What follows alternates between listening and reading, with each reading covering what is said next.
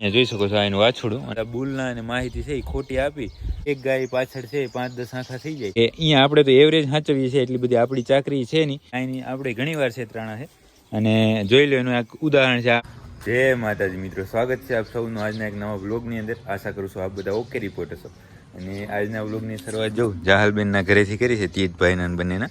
જાહલબેન જો તૈયાર થઈ ગયા છે. નિહારે જવું છે બેન? ક્યારે? હે ના ના, સરસ સરસ. હવે ક્યારે બપોરે આવીશ ને? ભલે ભલે હો.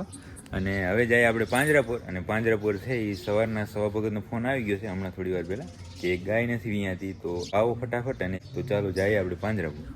તો હવે છે આપણે અહીંયા પાંજરાપોર પહોંચી ગયા હતા.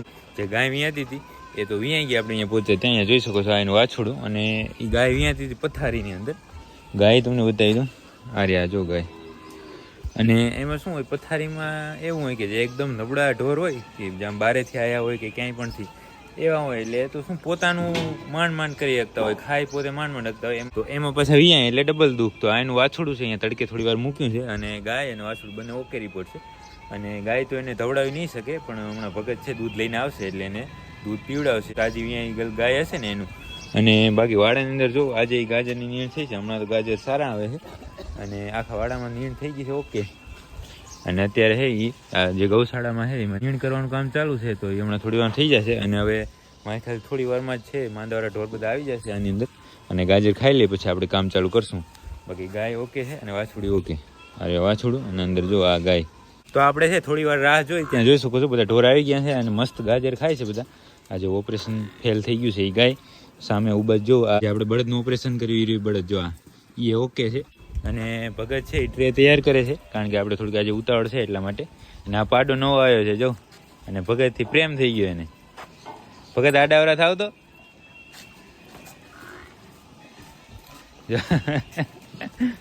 ભગતને લાર જ ફરે છે ક્યારનો આવ્યો ત્યારનો જો. આમ શું છે બચારો અહીંયા દૂધ પીતો હોય અને માણસને એવાયો હોય અને અહીંયા મૂકી જાય પછી શું અહીંયા તો બધા ભેગા રહે. હોસ્ટેલ જેવું કામકાજ છે જો. હવે આપણી પાછળ ફરશે પણ થોડીક વાર ફરશે ને પછી આમ ખાવાનો એવાયો થઈ જશે એટલે મળશે ખાવા. જે આપણે છે એક ડ્રેસિંગ કરવાનું છે ગાયને, જે પગમાં પાટો આપણે વારીએ છીએ એ તો એ વારી નાખીએ.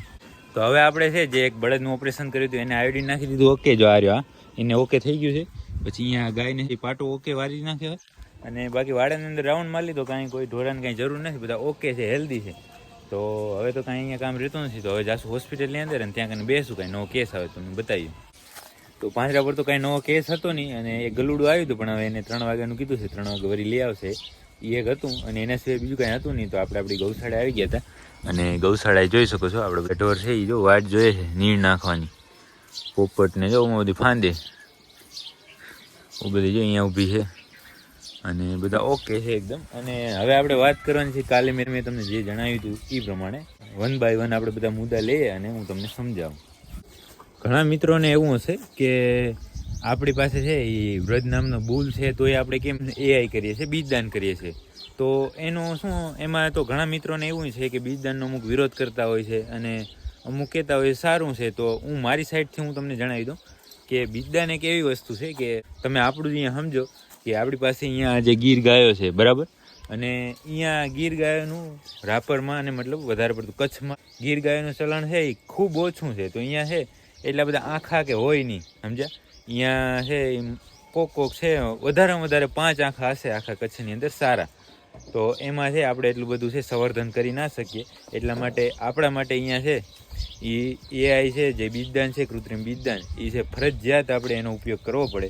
અને એને હિસાબે છે આપણે અહીંયા તમે બચ્ચા જોઈ શકો છો આ બધા છે એમાં લગભગ છે એ એઆઈના જ છે, બીજદાનના જ છે. એના સિવાય છે કોઈ છે નહીં. 1-2 ને મૂકતા છે એ આપણા વ્રજલાના છે એ, નહીંતર બધા એઆઈના છે. અને એઆઈ જો ન હોય તો અહીંયા છે એ જે કચ્છ વિસ્તાર છે એમ તમે કોઈ પણ વિસ્તાર લઈ લો અને દેશી બ્રીડમાં કોઈ પણ છે કે ત્યાં કને સારા બુલની વ્યવસ્થા ન હોય તો જે દેશી આંખલા ફરતા હોય એનાથી ગાયો ફેળવવી તો યોગ્ય છે જ નહીં. અને અત્યારે જે બજારોમાં માર્કેટમાં જે રખડતા આંખા હોય એ બધું રખડવાનું કારણ એ પોતે અધબેહરા આંખા જ છે. એ તમે લોકો એ ખૂબ જાણો છો, એમ મારે તમને કાંઈ કહેવાની જરૂર નથી. પણ છતાં છે અમુક લોકો સમજતા નહીં. અને જ્યાં સુધી આપણી પાસે સારો આંખો હોય, વ્યવસ્થા હોય, આજુબાજુમાં ક્યાંય વ્યવસ્થા હોય તો ગાયોને છે એ કુદરતી રીતે છે એ ફલન થવા દેવું જોઈએ. એ તો સાચી વાત. અને પણ જ્યાં સુધી વ્યવસ્થા ન હોય ત્યાં સુધી છે આપણે એ સારા બીજદાન કરી શકીએ. અને સારા બીજદાનમાં અને બીજદાનમાં પણ એ છે, સારા બીજદાન એટલે જે આપણી રીતે જોયેલું હોય અને બધું કન્ફર્મ હોય, એની બધી માહિતી આપણી પાસે સાચી હોય તો છે એ બધું કરાવાય. નહીં અત્યારે છે એ માર્કેટમાં એક પ્રકારનું છે એમ બીજદાનનો ને એવો ધંધો ચાલુ થઈ ગયો છે, એ તમે જાણો જ છો કે સારો બુલ હોય, મતલબ સારો એટલે એની રીતે સારો હોય અને એને મજા આવતી હોય. કોઈ પણ માલિક, આપણે કોઈ પર્ટિક્યુલર વ્યક્તિની વાત નહીં કરતા, કોઈ પણની વાત, તો એ પોતે છે એ એના સિમેન્ટ સ્ટ્રો છે એ કલેક્શન કરાવે. અને એ કાંઈ અઘરી વસ્તુ નથી. અત્યારે સિમેન્ટ સ્ટ્રો કલેક્શન કરવું એ ખાલી સમજો ને કે 5-6 કલાકની વાત છે. અને એમાં છે તમારી પાસે સારા એવા 150-200 છે સિમેન્ટ તમારી પાસે કલેક્શન થઈ જાય. અને પછી છે એનો અમુક રેટમાં તમે વેચો ને એ બરાબર છે, બધું તમે કમાવી સારી વાત છે. પણ અમુક લોકો છે એમ ખોટી માહિતી અને બધા બુલના અને માહિતી છે એ ખોટી આપી અને અત્યારે માર્કેટમાં વેચાણ કરવાનું ચાલુ કરી નાખ્યું છે. એ ખરેખર ખોટી વાત છે, એવું ના કરવું જોઈએ. કારણ કે આ બધી છે એ જેવા તેવા આંખાથી ફલન થઈ અને એની સ્ટેજ ઉપર જવાને બદલે સ્ટેજ નીચું જાય, એની જે પ્યોરિટી હોય એમાં સ્ટેજ નીચું જાય, એવું તો ના જ કરવું જોઈએ. કારણ કે છે જે લોકો વેચે છે સિમેન્ટ, એણે થોડુંક ધ્યાન રાખવું પડે કે આમાં છે આવી રીતે કોઈ છેતરાય નહીં.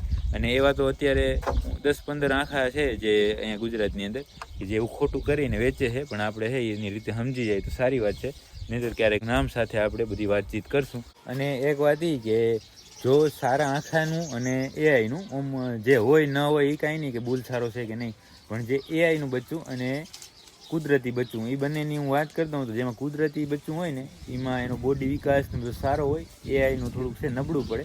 કારણ કે બધું કુદરતી છે એને તો કોઈ પહોંચવાનું જ નથી અને ક્યારેય પહોંચશે નહીં, એ ચોખ્ખી વાત. પણ આમ છતાં છે એ સારી પછી આપણે ચાકરીને સારી હોય તો એ બધું થઈ આવે. પણ કુદરતી છે એને તો આપણે સપોર્ટ કરીએ છીએ, પણ સારા આંખા હોય તો.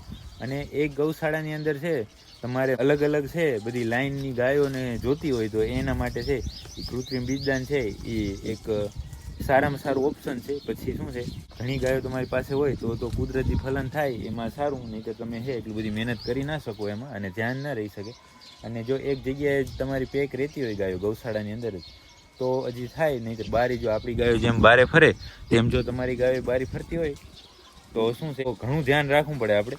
કારણ કે બારે તો કેવા આંખા ફરતા હોય અને એ આંખા એક ગાય પાછળ છે 5-10 આંખા થઈ જાય એવું અહીંયા અમારે તો પોઝિશન છે કે કોઈ પણ ગાય હિટમાં હોય તો એક ગાય પાછળ 5-6 આંખા ફરે, પછી ગાય બર કરવા માંડે ને એવી ઘણી બધી પ્રશ્નો આપણે ઊભા થાય. એના માટે છે ઘણી ધ્યાન રાખવી જોઈએ આપણે. અને બુલ સિલેક્શનમાં જે જૂના જોગી કહેવાય, જે મતલબ વર્ષોથી ગાયો રાખતા આવે છે એ તો ઘણું ઓછું કરે, પણ જે નવા અત્યારના બ્રીડરો થયા છે ને એ બધા ઘણું એવું કરતા હોય કે ખોટી બ્લડ લાઇન, ખોટી પેડિગ્રી બતાવી અને બુલના સિમેન્ટનું છે સેલિંગ કરતા હોય ને ખૂબ માર્કેટિંગ થાય છે અત્યારે, તમે બધા જાણો છો.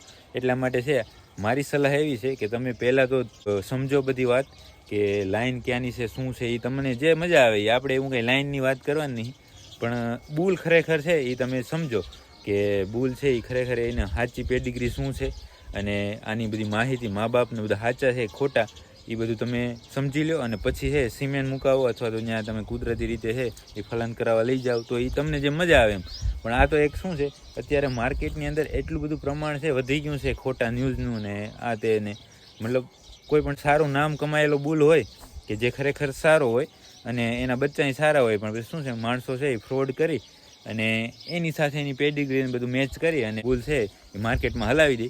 એટલે છે બધું એનું સેલિંગ ને બધું ઘણું થાય. અને જે માણસો નવા આની અંદર હોય ને એ ખરેખર ઘણા છેતરાતા હોય, એટલે એને શું ખાસ ધ્યાન રાખવું જોઈએ. એટલે બધાની ઉપર વિશ્વાસ ના કરવો અને બ્રીડરો ઉપર ખાસ. કારણ કે તમે જોઈ લો 5 વર્ષ પહેલાં અને અત્યારે ગીરની માર્કેટ, અત્યારે ગુજરાતની ગીરની માર્કેટ શું રહી છે એ તમે જાણો છો. એ જોઈ અને કેટલા લોકો બહારના અહીંયા છેતરાણા હશે અને આપણા માણસો એ બધાએ કેટલા છેતર્યા હશે એ તમે તમારી રીતે છે નક્કી કરી લેજો. અને પછી છે આગળ બુલ સિલેક્ટ કરજો, મતલબ સિમેન્ટ સિલેક્ટ કરો કે બુલ સિલેક્ટ કરો એ તમારી રીતે હવે તમારે સમજવાનું છે.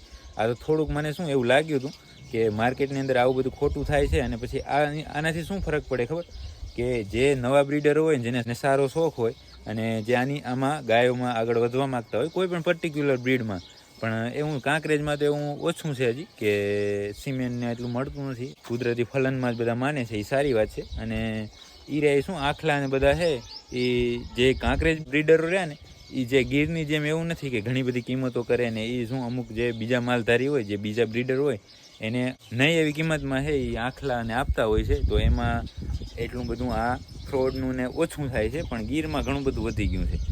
એટલે જો નવા કોઈ પણ બ્રીડર છે એ સારા બુલનું ને સિલેક્શન કરે અને પછી છે બુલ સારો અને બચ્ચું નબળું આવે ત્યારે શું છે મનોમન શું પછી એને શોખ ઓછો થઈ જાય, અને શોખ ઓછો થાય એટલે એ ગાયો હંચવાઈ ગયેલી હોય હારામાં હારી, અને પછી એ જ્યાં ત્યાં જાય અને ત્યાં શું છે કે બધા માણસો છે આને સારું સારું ખવડાવી શકે એવી બધાની પરિસ્થિતિ ન હોય. અમુક લોકો છે એ થોડુંક ઓછું ખવડાવે અને બધું વ્યવસ્થિત મેન્ટેન કરતા હોય છે, ને અમુક સારી પરિસ્થિતિ હોય તો એ ખવડાવી શકે.